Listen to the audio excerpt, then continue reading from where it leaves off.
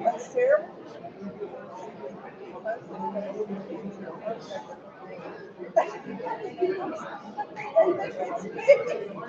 She looks better than I do. It's a great picture.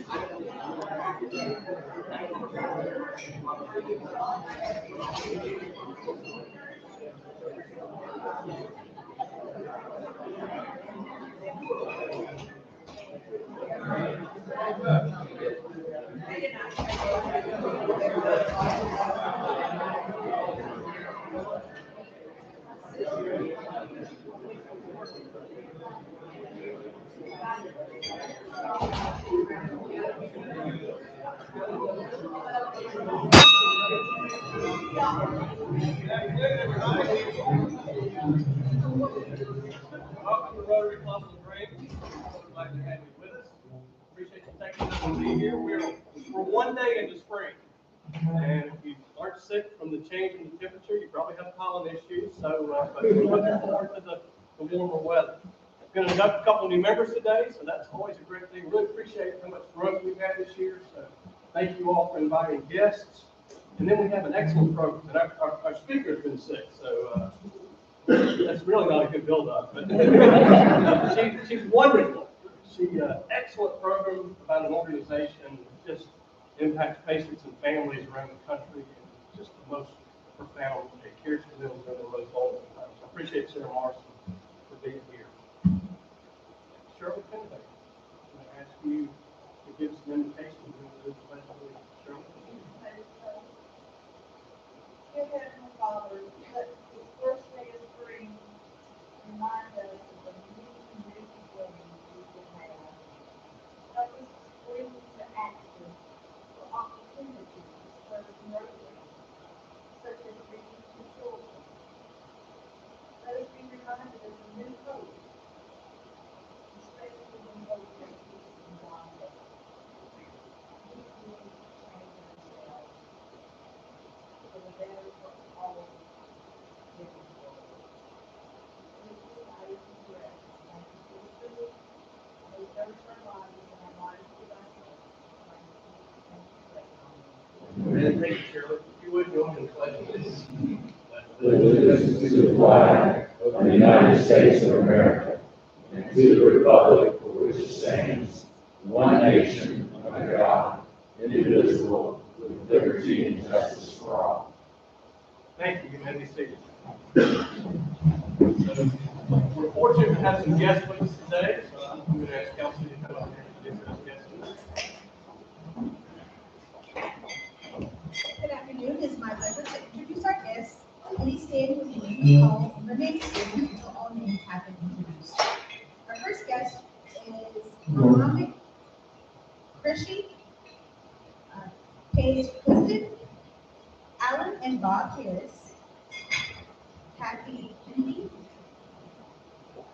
Bailey Hadaway, Pam Bacon, Phil Daniel, Marie Landis, James Woodruff, Britt Addison, Darby Pittman, Courtney Wade, Tammy McGee,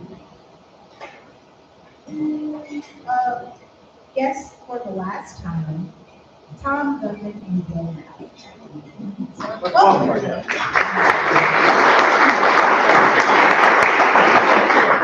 Thank you, Council. You've done a wonderful job for us this year. We appreciate you.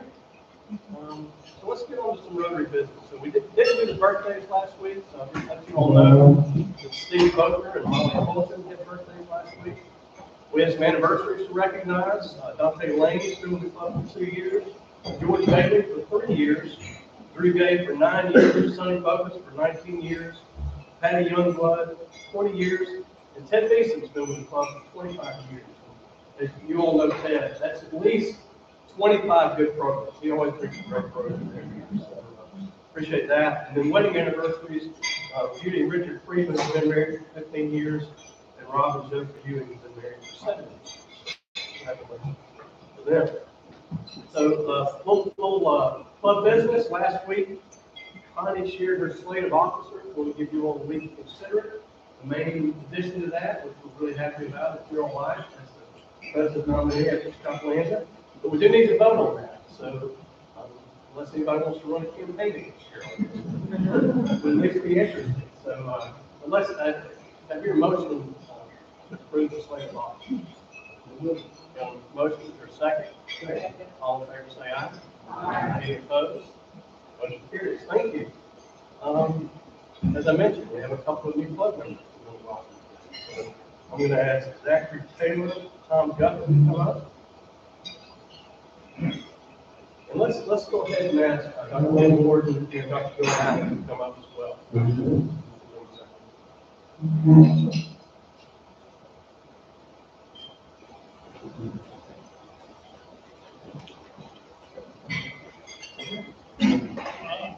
Okay, thank you. It's my pleasure to introduce Tom Gutman to the club. Mr. Gutman was born before it became fashionable to diagnose. We used to do right here. Mr. Gutman was born before it was fashionable to diagnose and treat both short and interest. He grew up in Talladega, but was never driven a race car. He earned his undergraduate degree in theology at Auburn University. That's here waiting for the applause to stop. And graduated, got out of graduate school a year later and went into the motorcycle parts and accessory business in Birmingham. After making his profit, expanded his business to guns, ammo, and reloading equipment. And interestingly, his mother said that the two things that she wouldn't allow him were guns and motorcycles. So those are things he went into. He briefly was in commercial real estate, where he developed an knack for computer programming, and this led him into management software for churches. Mergers and acquisitions took him to Tennessee, where he was the chief information officer for Shelby Systems, one of the largest companies in the church software industry. In 2000, founded a company called Higher Grounds Technologies to provide network and design implementation, cybersecurity, managed services, and general IT-related support for churches nationwide. In 2021, his business was acquired by ACS Technology, and after a 3-year commitment for the transition, he is now officially retired. 2 years ago, he and his wife Deb purchased a small log cabin on 14 acres, just a short walk from West Point Lake, as a weekend getaway, and finding themselves there more than their Auburn home. They decided to make the games for home and joined the Wesley Methodist Church. Tom joined Rotary Birmingham East in 1978, moved to Colville Memphis Club in '94, and been at the Auburn Club since 2017. He's a Paul Harris fellow. Avid woodworker, creating everything from rocking chairs to dining room tables and turning bowls. He's a competitive bridge player and president of the Central Alabama unit of the American Contract Bridge League. With retirement, he and Deb look forward to spending more time building and driving four-wheelers on their cabin, gardening, and driving tractor around, and construction projects. He's just working on 700 square foot deck on the back of his castle.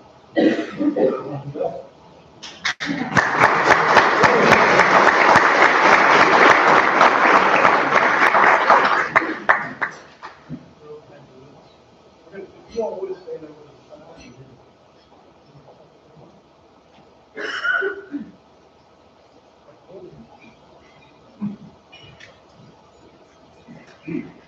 Well, it's a pleasure to have Bill Mallett here for induction. Induction has a number of different meanings. His wife is about this close to delivering, so that's another way their family may have an induction in their future. Bill was born in Texas, but grew up in North Carolina. He's been to a lot of places. He went to college in Utah, and he did, after college, he did 1 year of missionary work for the Church of Jesus Christ of Latter-day Saints in Sao Paulo, Brazil. He became fluent in Portuguese. At that time, he was involved in also some research work on how outpatient and outreach programs can help out with health. From there, he met his wife, Tachi, and they were married, and she proved her love for him by moving from sunny and balmy Sao Paulo to Michigan, where he went to medical school. He graduated there, did a residency at the University of Florida in anesthesiology, and then went on to Brigham Women's Hospital, where he did a fellowship in pain medicine. From there, they moved to LaGrange. Bill is a pain physician at Total Diagnostic and Interventional Pain Clinic, and they have Olivia, the oldest daughter, who was born in Michigan. Marco, their younger son, who was born in Florida, and they're expecting Teresa, who should be coming into the world next year.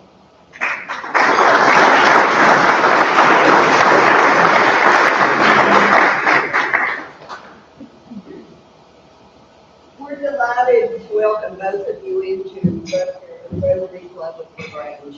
And we always take this time to remind all of us of what the Rotary 4-way is and the things we think, say, or do. First, is it the truth? Second, is it fair to all concerned? Third, will it build goodwill and better friendships? Fourth, will it be beneficial to all concerned? We have plaques for both of your offices.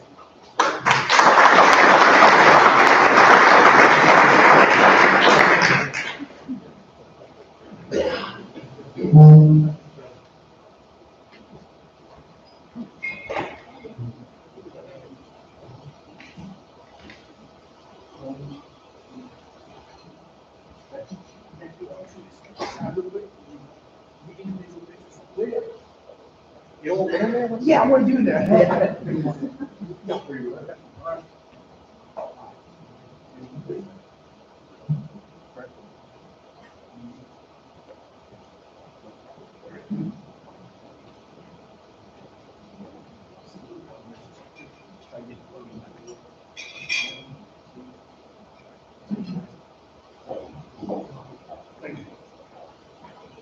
So please take a minute to speak to the members of the meeting on how happy we are that they joined the club. That's just always great to have you with us. We do have a board meeting after today's meeting, so if you would stick around right after, we're going to meet over the corner. Also want to let you all know we have a social coming up on April 15th at Wildwood. So if you would, mark that on your calendar. Should be a fun night out. We're gonna have pizza and beverages, and it should be fun to spend some time together. And then our annual conference. It's coming up this weekend. We have a nice trip going down. It's going to be cold and rainy, so there's that. So quick happy dollars. Anybody have anything they want to share that's excited about? Barbara, let's do. Yeah. Okay, I have $2, $1 they always do the floor.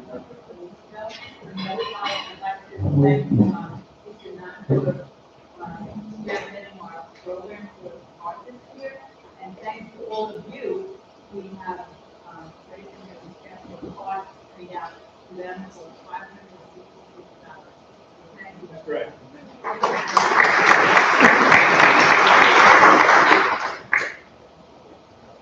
have a happy dollar under number 4, Goodwill and Better Friendships. I have as my guest today the sheriff, who has been my friend for over 30 years. When I moved here as a skinny baby lawyer, and he was a nice-looking young deputy. We have both worked our way into being head of our office, and I couldn't have a more compatible person to bounce back and forth between law enforcement and the justice system. And I appreciate the work that David does.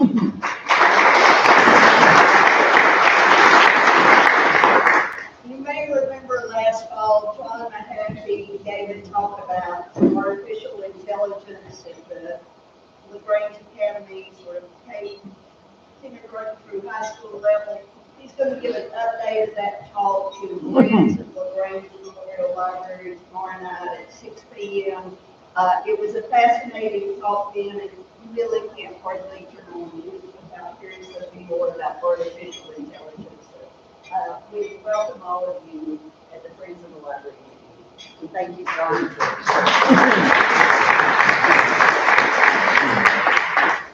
Well, I normally don't talk much about my clients, but I was really touched recently. Of course, I started out in learning disabilities, and now we know that all of the techniques that I use to help with people with learning disabilities also help with dementia and stroke. And I think I received the greatest compliment and something that was so heart-reaching for me was when a husband thanked me last week and he was back to work.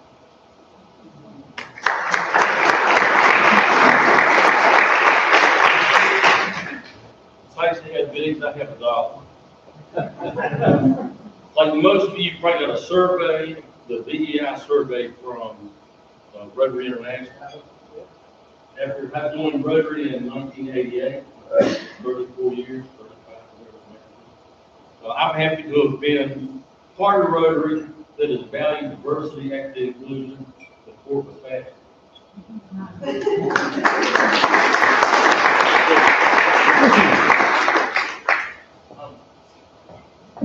Rotary Club of LaGrange American Red Cross is partnering to celebrate our 100th anniversary with donating 100 units of clothes. 4 different routes. You can register using the QR code and back of these cards. We're a dozen off our pace right now. We would like to get 100, and we've got 2 more drives coming up this week for May 29th. So please.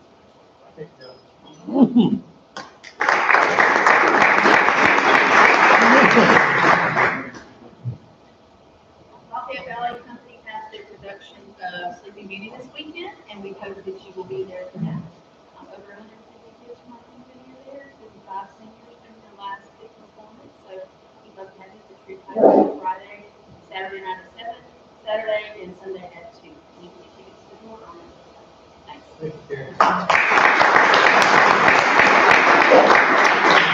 If I have one more, I'm sorry. The Community Bank and Trust Easter egg hunt is Saturday at Sweetland. Please come and bring all your children. Or for this crowd, your grandkids. So let's look forward to our program. So think back to times in your life when you changed jobs, taken on a new role. You always remember the people who were kind to you.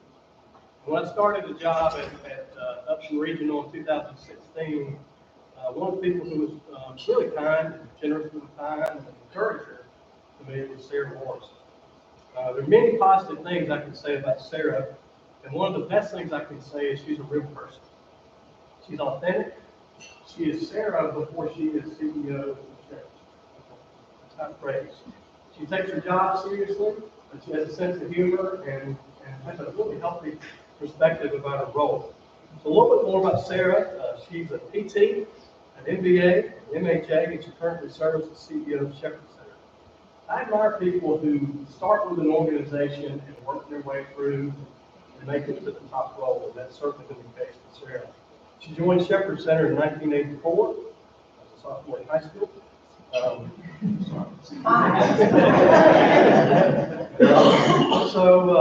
But immediately, she started Shepherd immediately after she earned her bachelor's degree in physical therapy at the University of Miami, where she graduated summa cum laude.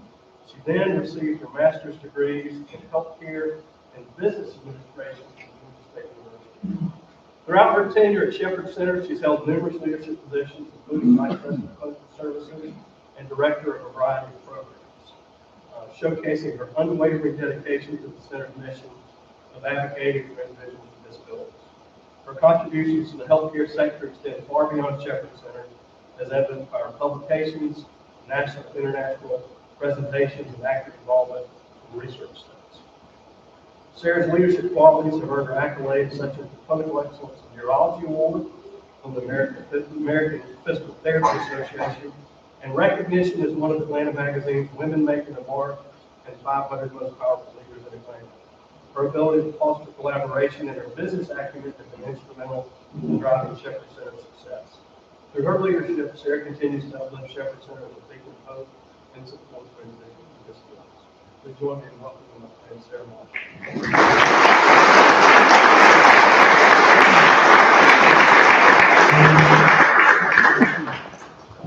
I'm actually going to come over here so I can see my slides.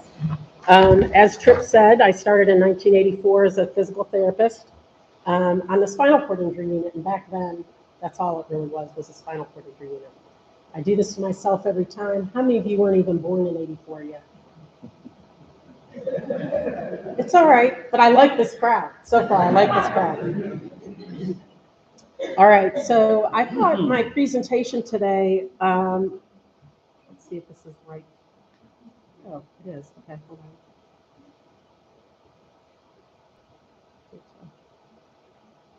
This is, what you're seeing is different than what I'm seeing. Anybody? Okay. What? There we go. I'm just too heavy-handed. All right, so you guys have already celebrated your 100th anniversary. I found that very old photo from many years ago, and then obviously the current one. But happy anniversary. I and Shepherd Center has had a very long relationship and partnership with the Callaway Foundation. And in 1978, the Callaway Foundation was their first donation to help Shepherd build where their main campus is right now. So all the support that Callaway Foundation and all of you in this room greatly appreciated. And I'm sorry for have to talk a little bit. Is it changing? All right, it's just not changing the slide. All right, so what I thought I would do is reflect on the past. How am I navigating the present? And to me, the most fascinating is where is Shepherd Center going in the near future? Okay, so reflecting on the past. This is going to be just a real short video of the history of Shepherd Center. Has everybody, do they know did any of you all know the Shepherd story, or do you have a loved one that has ever attended Shepherd? A couple of you this morning. So this is the history of how Shepherd Center got started.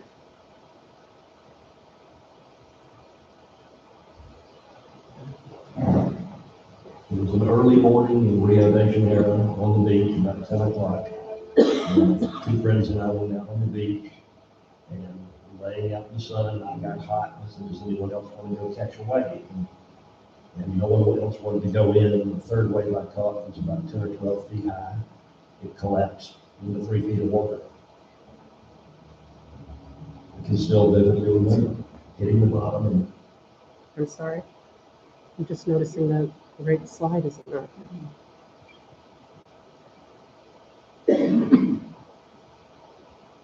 This isn't- Yeah, I think I need your help. Because I click on that one, I just click this one.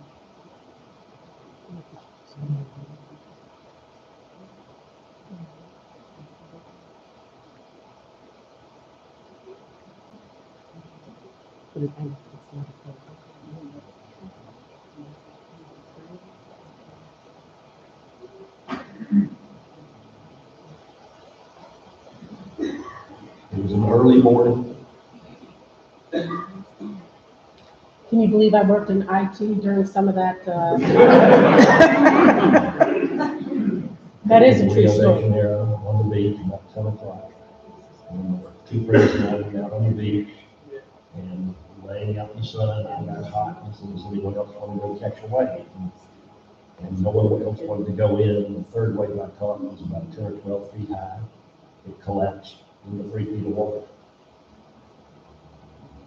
I can still vividly remember hitting the bottom and knowing I'd been stunned and hit the bottom and tried to push off the bottom and couldn't push off. And then the next wave, and I couldn't kick off the bottom. But at that point, the fear set in. I'm going to drown.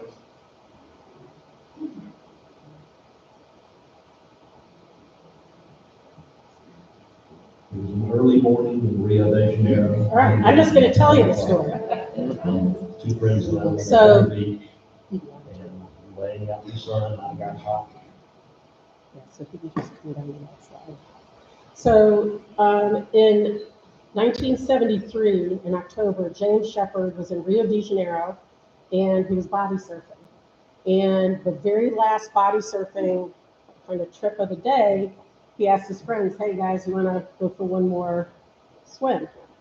And nobody said yes, so he went out there by himself, and a 20-foot wave came down on his neck, pushed his head and neck into the sand of the ocean, and he was instantly paralyzed. He couldn't push off the bottom because he couldn't use his arms or his legs. He couldn't turn over because his body was paralyzed. So he laid face down, and the lifeguard in Rio de Janeiro just left him washing up on the shore and said, "Oh, we see this every day."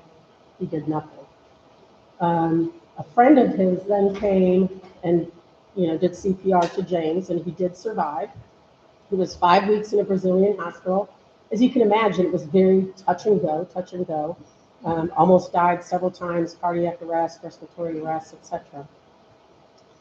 Then he came back to Atlanta, and he thought, "Oh, once I get to Atlanta, everything's going to be fine." Well, he was sort of fine. He was at Piedmont Hospital, got incredible care, again, saved his life. But it was time for rehab. And the Shepard family, Alana Shepard and Harold Shepard, couldn't find any rehab center within the Southeast that specialized in spinal cord injury, which is what James was. And Harold traveled to Colorado for Craig Rehab and just saw that, hey, when somebody really specializes in this care, it really makes a difference. And it was like a light switch went off to the family of, we need to get to Craig. He spent 5 months at Craig Hospital and fortunately had a lot of recovery. And he came out of Craig after 5 months wearing one long leg brace and a hand crutch.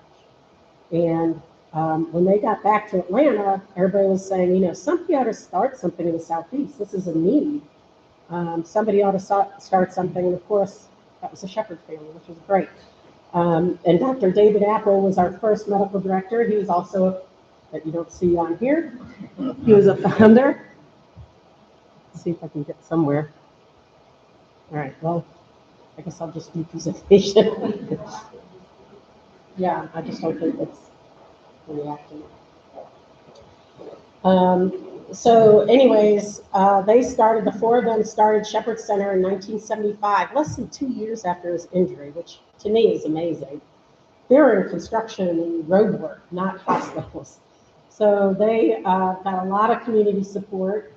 Shepard would not exist without our community support. And again, started in 1975, renting 6 beds in a local hospital. That 6 beds grew to where we currently are in 1982. They had a 40-bed rehab and then a shelled-in 40 bed. And everybody said, you're not going to fill this up very quickly, you know, whatever. Well, after about 2 years, we were already moving into our shelled-in space of 80 patients. Then we went to 100, 120, 130, now we're at 152 beds. And from navigating the present, which is, I'm hoping you can get here. I'm on the next slide.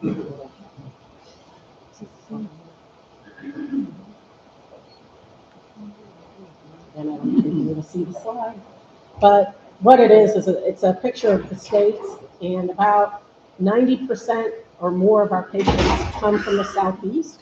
50% of our patients come from out of the state of Georgia. And what I found before coming here, I researched, okay, how many patients do we normally serve? And it's usually about 20 or 30 a year.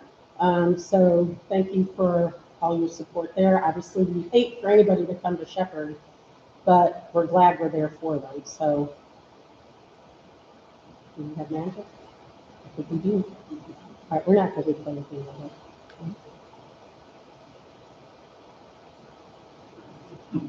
No. We're getting somewhere. This is good.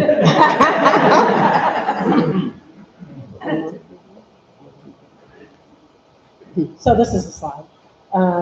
And about 88% of what we see in our inpatient is brain injury, spinal cord injury, combination of both is about 88%. You can see the heat map there that most of our referrals come from the Southeast. Go ahead and switch it. This is our, oh. Thank you. I think we're good. This is just a continuum of care. The one thing that Shepherd is very much of a unicorn, especially in today's healthcare environment. You don't see many private, standalone, nonprofit organizations anymore. It's usually in the health system.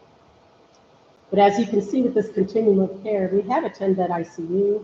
We provide medical care, rehab care, long-term care, outpatient, and health and wellness. So it's all under one roof. Compared to sometimes with the health system, if you get sick while you're at the rehab hospital, you generally have to get in an ambulance and go back to the acute care where us, you just go to a different floor, but you have the same team.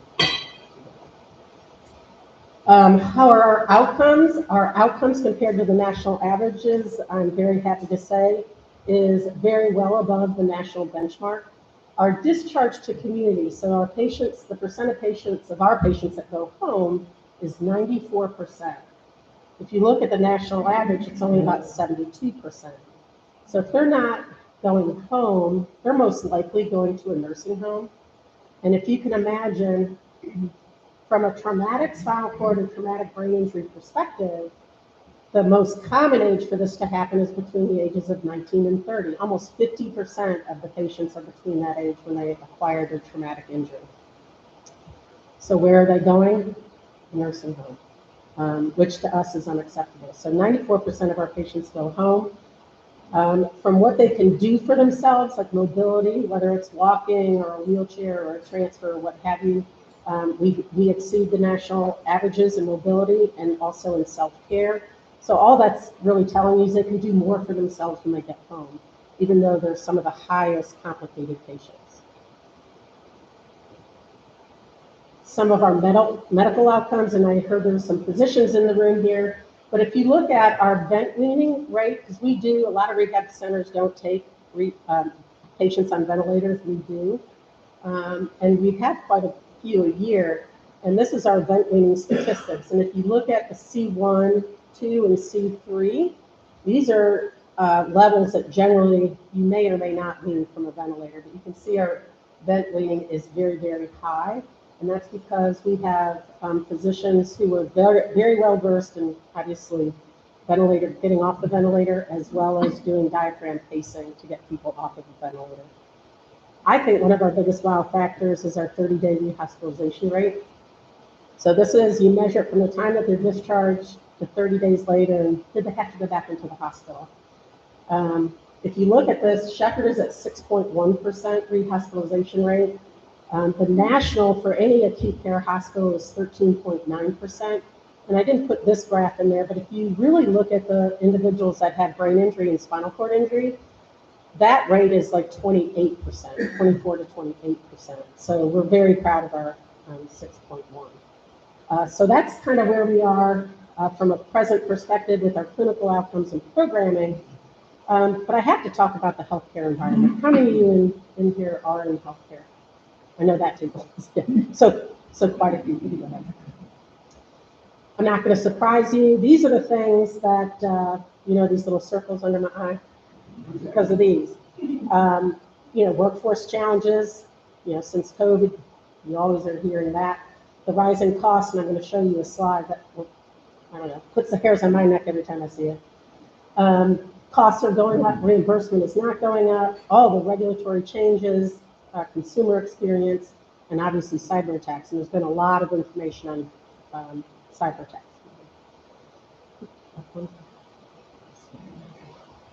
Okay. From a workforce perspective, we've been very fortunate. We have about 1,800 employees. You hear about hospitals having a lot of agency staff. We only have 9 agency staff right now, and that was from 0.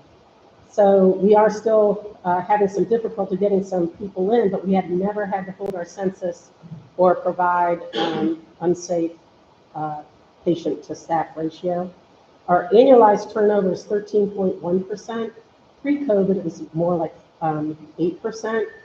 And then our volunteer first year turnover is 29.3, which makes me all want to throw up. I won't, I promise. But a lot of hospitals are experiencing 40, 50, and 60% first year turnover. This next slide is the one that gets the hairs on my neck. If you look at the gold bar, if you look at the far left, which is 2020, I don't know if you can see that, but you see our salaries, our labor costs, which are in the gold, close to $10 million. And if you look at 2024, it's almost $36 million. So it's gone up exponentially, while reimbursement has not. So this has obviously been a challenge. I know a lot of people have asked me, how do you sleep at night? Well, sleep like a baby. I wake up every 2 hours and cry. Go ahead. Reimbursement challenges, I already talked about that. We have claim denials, medical codes are continuing to change. Medicare reimbursement is not going up, it's going down.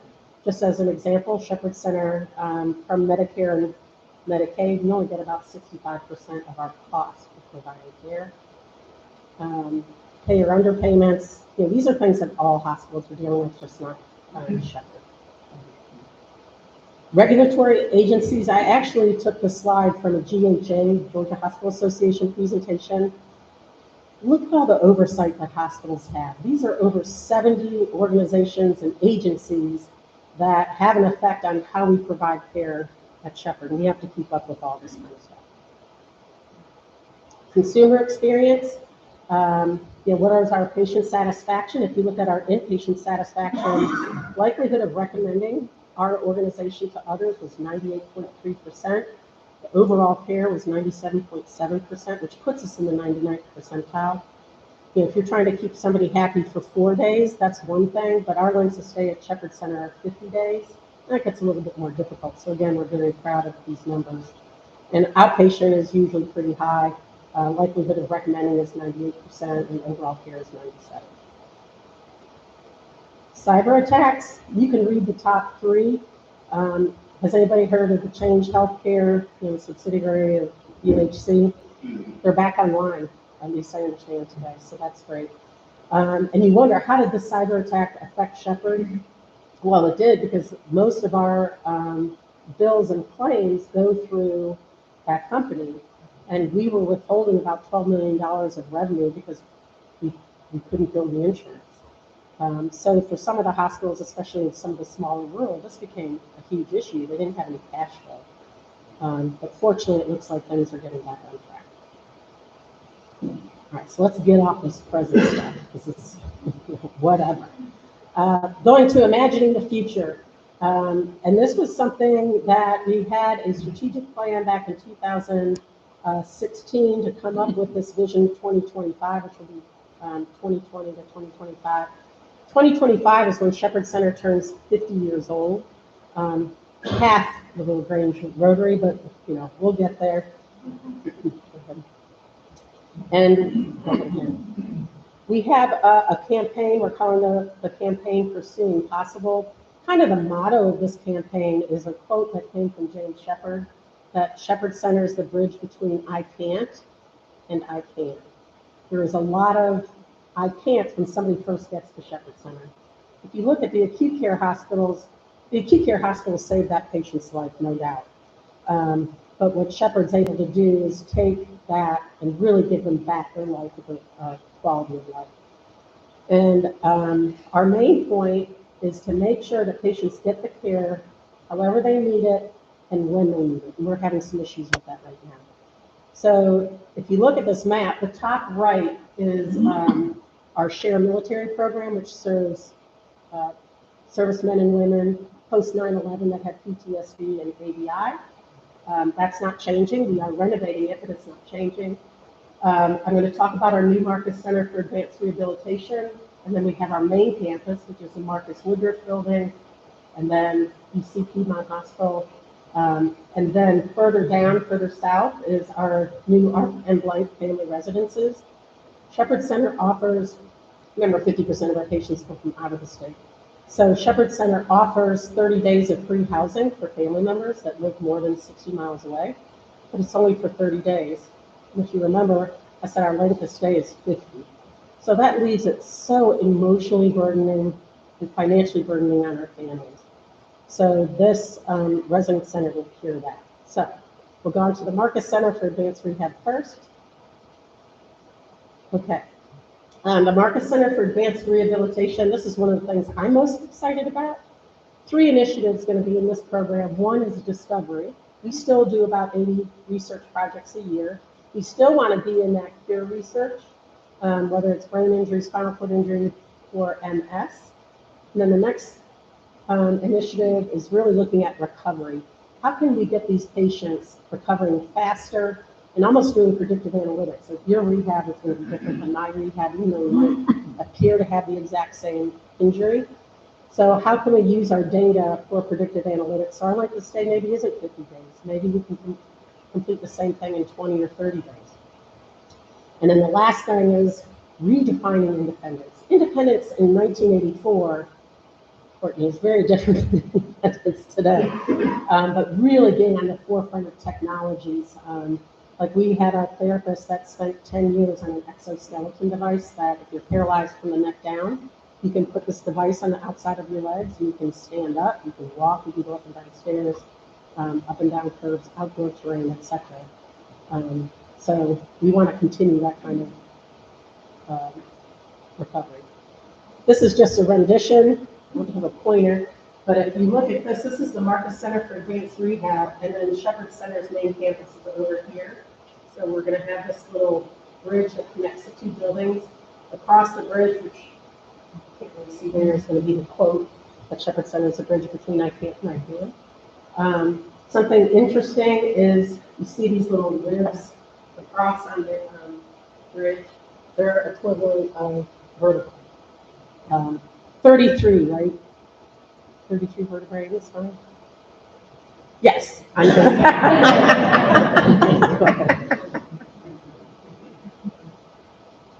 I looked it up before I came in. That's just an overview. There you can see more going into the driveway and looking at the sign and the bridge. You're going to go through this briefly. We're going to have a 30,000 square foot innovation center. Right now, our innovation's in about 7,000 square feet. This will be perfect. So we're going to go to 30,000 square feet. And you can see some of the renditions. This will be the lobby. We're going to have like right now it's called Ability Bar. We may call it something different. But this is where anybody from the community can come in and say, I need a piece of equipment for X. I need a car, I need a phone, I need to access this. They can come in here just like you do at the Apple Store, and you can try it before you buy it, because a lot of these things are very, very expensive. We'll have a performance lab in there, and then Pain Institute, you go ahead. Pain Institute will be there as well, so we'll have more procedure rooms. Next. All right, and this is going on to the next building, the Arthur M. Blank Family Residence will be 165 residents, apartments, where the families can stay there as long as their loved one is getting care at Shepherd Center. All complimentary and free of charge. We've had some patients there 8 months. Can you imagine? If they're not spending it in an apartment, they're probably spending it in the patient's room. And if anybody's tried to sleep in a hospital, your quality of sleep is probably -78 out of 0 to 10. So this will really provide relief for the families. And these are just some pictures. You can go ahead and scroll through them. And that's the last picture you saw was the Atlanta Sky. What is it called? The Atlanta Shepherds. Yeah, something like that. So then we're also going to increase our main campus. We're still turning 250 patients away because we don't have capacity. So we're going to add beds from 152 to 170, and then eventually to 200. And all the rooms are going to be smart rooms. So if I was somebody that was paralyzed from the neck down, and I go into my room, I can say, Alexa, turn on my TV to the University of Miami football game, which nobody's ever going to say. they did in the 80s. They did in the 80s. Remember, these people are in. You know, change the temperature, raise my bed, those kind of things. But all the rooms, whether new or old, will be these smart rooms to give the patient more independence when they go in. We're going to double our multiple sclerosis program. Right now we have 17 infusion chairs. We'll go to 34, 35. We'll have 2 different numbers. And then again, we're expanding our MS wellness. To get a new appointment sometimes takes 3 to 4 months, and that's just too long when you need the care now. So we'll have a full gym for a wellness program as well. The projected construction timeline, housing should be done in September of this year. We're very excited about that. The Marcus Center for Advanced Rehab will be about summer of 2025. And then the main campus renovations being done at the end of 26 or the beginning of 27. Just future succession, and I think this is my last slide. Go ahead. I am retiring September 20th. Hold on. Darn it. 5 months, 30 days, 11 hours, 0 minutes, and 16 seconds. If you ask me again, I'll have a different time. This is something I've planned for years, so it's time for me to spend more time with my family time. I have a grandbaby who's 18 months old, and one coming in June. And my future successor is, that's me passing the baton off to Jamie Shepherd, who is the grandson of Harold and Alana, the founders of Shepherd Center. So he will start September 21st. I'll stop before you, and succeed my role as CEO. And he's just going to do a fantastic job. So hopefully you all will be able to meet him. And other than that, I just want to say thank you to each and every one of you. Thank you for inviting me here. I'm very honored. And again, for all of you that know Shepherd or supported Shepherd, thank you very much. I appreciate it.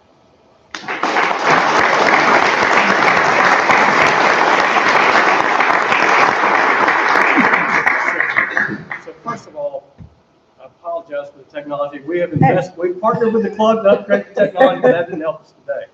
But can we take just a couple questions? Do we have any questions?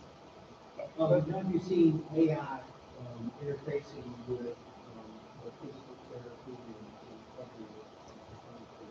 Yeah, really good question. And that's what we want to get into with our Marcus Center for Advanced Rehab.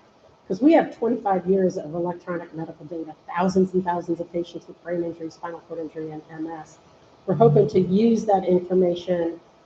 AI is probably too strong of a word, but more predictive rehabilitation. there's some negative connotation in there about AI and, making sure that it's not, or making sure it is accurate. But we want to go that route. We want to partner with Epic. We're partnering with a lot of companies as well that can help us with our data, so we can do just that. Really tailor the treatment to who that person is, age, height, weight, injury, severity of injury, etc. I think it's going to play a huge part. It has not yet at Shepherd Center, but I know we're moving in that direction.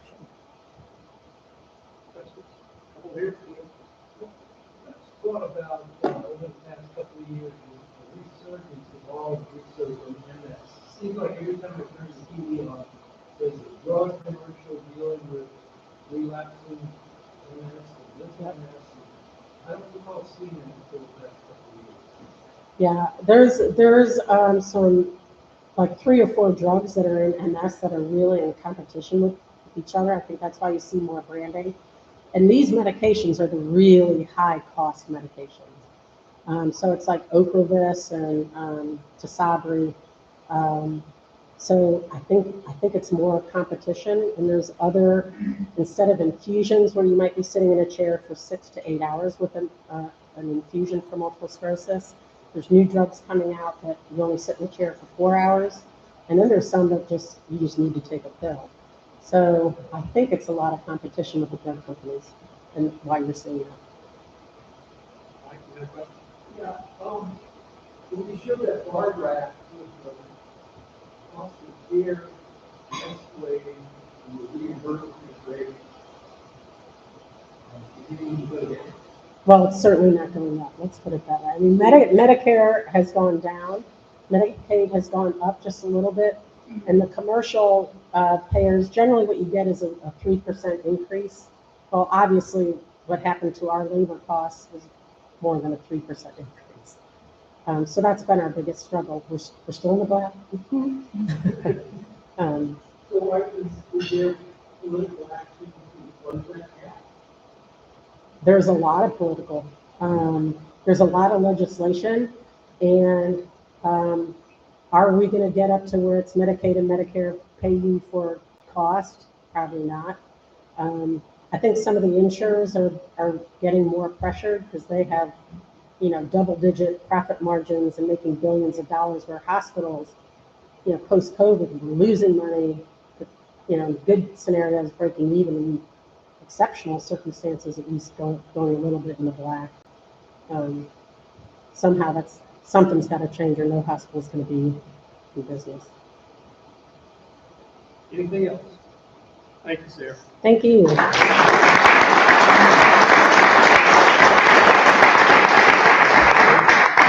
Appreciate you making the drive to LaGrange, and thank you for 4 decades of outstanding leadership. You all are the gold standard, and your employee culture and your leadership is certainly so thank you again for being here. So we do have, we're going to make a donation in your honor to Polio Plus, which is Rotary International's effort to eliminate polio worldwide. So we'll be doing that. We have some programs coming up I'll let you all know about.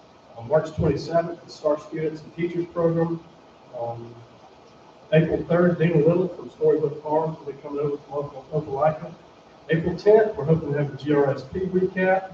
And then on April 17th, we'll have an author of a book called Tenacious, about a high school football coach in the region who coached with ALS. So please mark your calendars and plan to be here. And hope you all have a great rest of the week. Thank you.